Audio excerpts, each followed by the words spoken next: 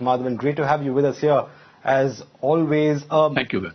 There's been so much talk, especially in the last couple of years, especially with regard to the ruling dispensation's silence and possibly the government's absence, especially in the light of the violence that broke out in the Northeast since 2023. This visit of the Prime Minister, do you feel it could well address this criticism that has been levelled the government's way, or do you feel it's perhaps a case of too little too late, Mr. Narayan? It's certainly not too little too late, Jude. I would say, as they say in Hindi, der aaye durust aaye. Even if you come late, you've come well, because the development projects worth 8,000 crore rupees, accompanying, although Mizoram is not Manipur, the fact that there is a very significant railway link being laid to link Mizoram with the rest of the India is a very welcome step. And Manipur also will get the message that it can be like Mizoram. So to that extent, it is a welcome visit. But however, we cannot gloss over some of the issues in the name of development.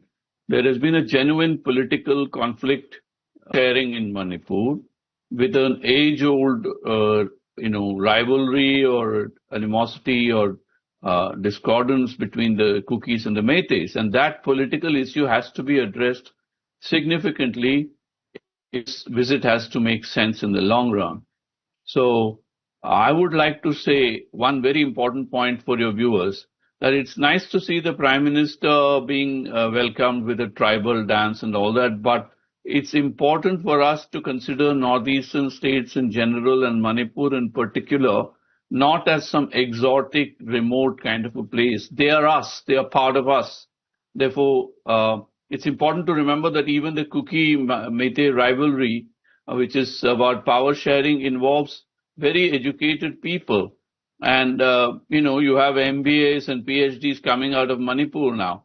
They are not a remote tribal in that sense.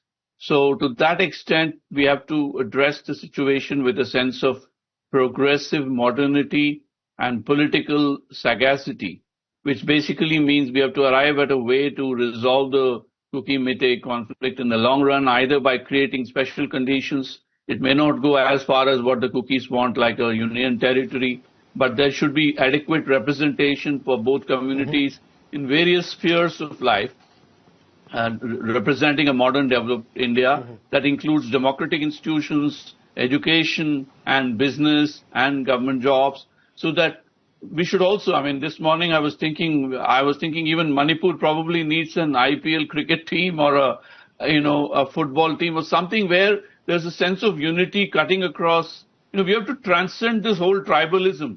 Absolutely. Today I find tribalism even in Uttar Pradesh. Absolutely. So we have to transcend this, and we need to go that extra mile. And so tribal dances are not the solution. Sitting across the table and talking to people who matter from various facets of the society, not just politicians.